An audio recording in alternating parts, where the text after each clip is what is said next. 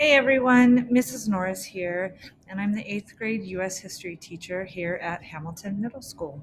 Before I get started in tonight's presentation, I just wanted to walk you through what you see here on the homepage for our class for back to school night.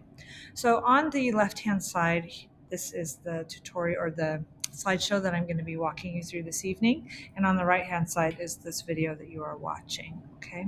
Underneath these two things, you'll see that there's a link to a course documents module. This module has copies of the important documents for our class, such as the Meet the Teacher syllabus and this presentation here. So if you want to take a closer look at any of those things, you can go ahead and click on this module link. So let's talk about our class. I'm going to go ahead and move from Canvas into the presentation itself. And I'm going to go ahead and get rid of myself so you have full view of this presentation. So just a quick little bit about me. I did graduate from Cal State Long Beach with a multiple subject teaching credential and a visual and performing arts emphasis. I also have a supplemental in social sciences. I've been teaching with LBUSD since the day I ended my student teaching, and this is the beginning of my 19th year. I've taught multiple subjects over that 19-year span, including ELA, 7th grade history. I also teach a technology course currently, and I've taught art classes in the past. The goals for this course are to teach your student that history is just as important as any other content area that they're studying in school. We're not going to be able to find any success in our future if we don't take a look at the things that have happened to us in the past. They say, past mistakes, we don't want to repeat them. And that's kind of the goal in looking at the things that we look at in this class, the events that we look at. If we want to right our wrongs, we need to evaluate how we got there in the first place. So some of the social events that are occurring in the world today can be traced back to things that we discuss in this class. And the events that have unfolded before us have an everlasting impact on all of us today. So the topics that we cover currently, we're talking about American identity and the formation of the 13 colonies, the introduction of slavery into the colonies. We're going to move into the Revolution next, the writing of the Constitution, the building of our republic, moving westward into the United States that we know of today, regionalism, which is going to lead us into the Civil War, and if we have time, Reconstruction and industrialization. Within that, we'll also be learning how to use Google Drive, a little bit of Google Docs, and definitely some Google Slides. So it's well-rounded.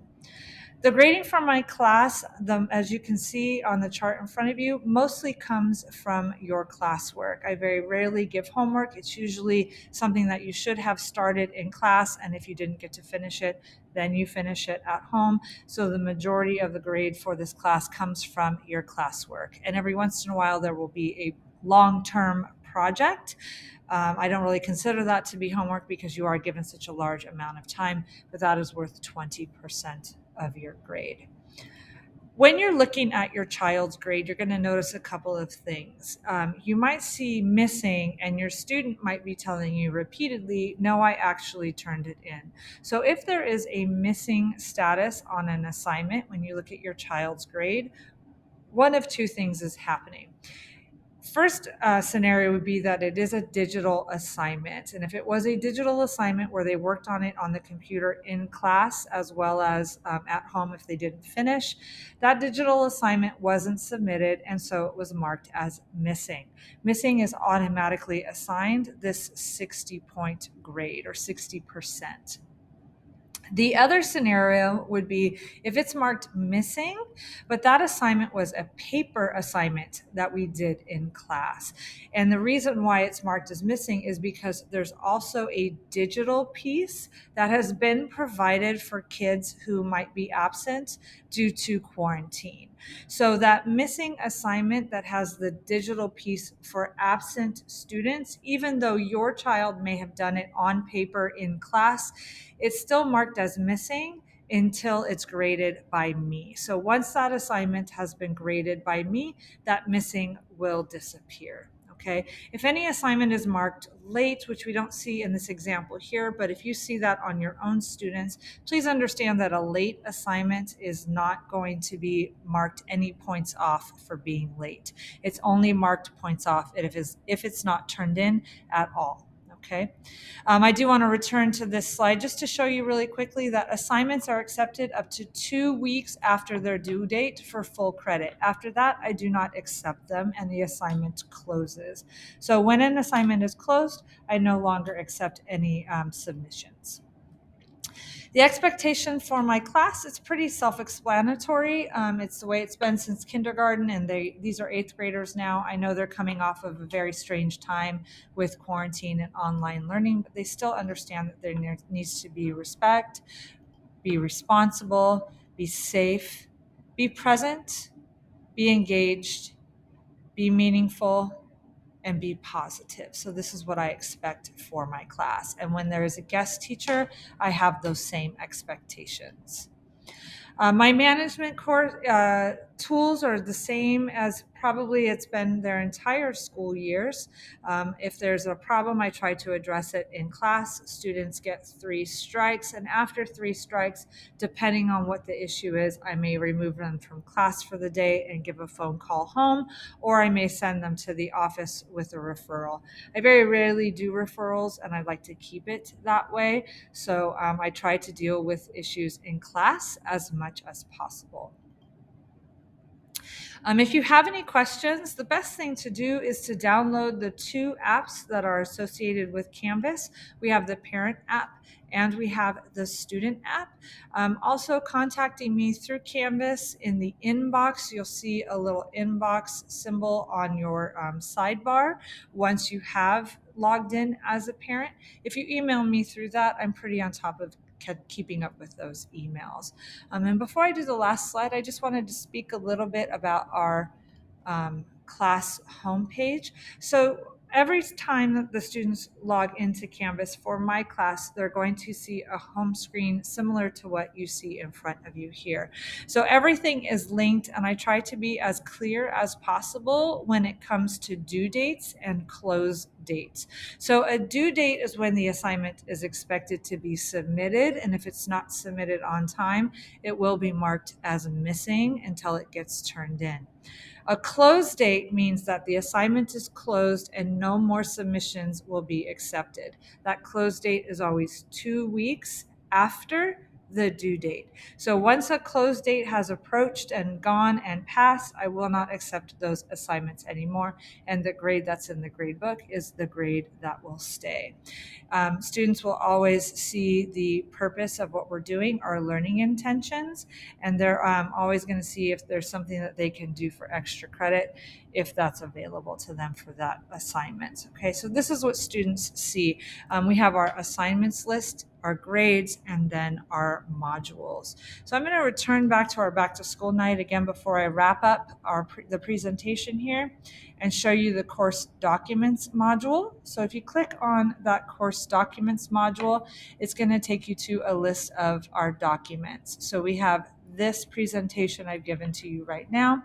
We have our Meet the Teacher, which is a little bit more about me and about this class and what we'll be learning, if that's something you're interested in. We also have in our module the syllabus, so you know exactly what the class is about, what we're going to be learning, and the expectations for our class. We have our CHAMPS document, which talks about the rules and procedures for the class. So again, you know what I expect from my students when they're in my classroom.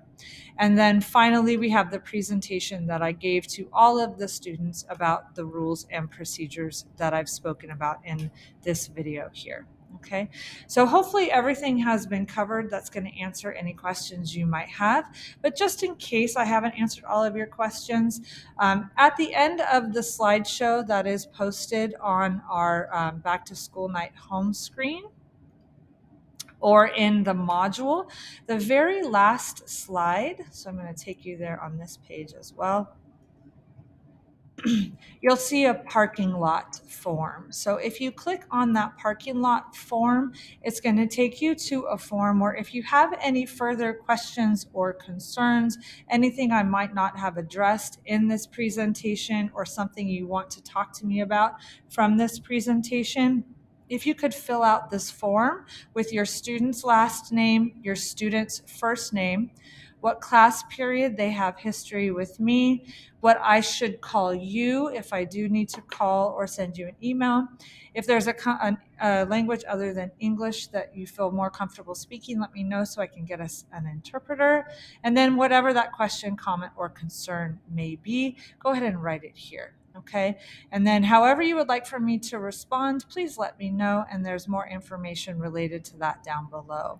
Once you submit that work, so once you submit this form to me, you'll see a screen that looks like this. Right now, currently back to school night, I am on this Zoom. So if you click on that Zoom link, it will take you to me directly. And if you have anything else that you wanted to talk to me about immediately, then I will be in that Zoom available to you to answer any of your questions or concerns. I think that that's covered everything. But again, if you do have any questions, please fill out the form and then join me on the Zoom. When you join the Zoom, you do need to be logged in as your student. The Zoom will only accept a lbschools.net email address to open. All right. So hopefully I've covered it all. If not, please let me know and I will get back to you as soon as I can. Other than that, thank you for stopping by and have a great evening.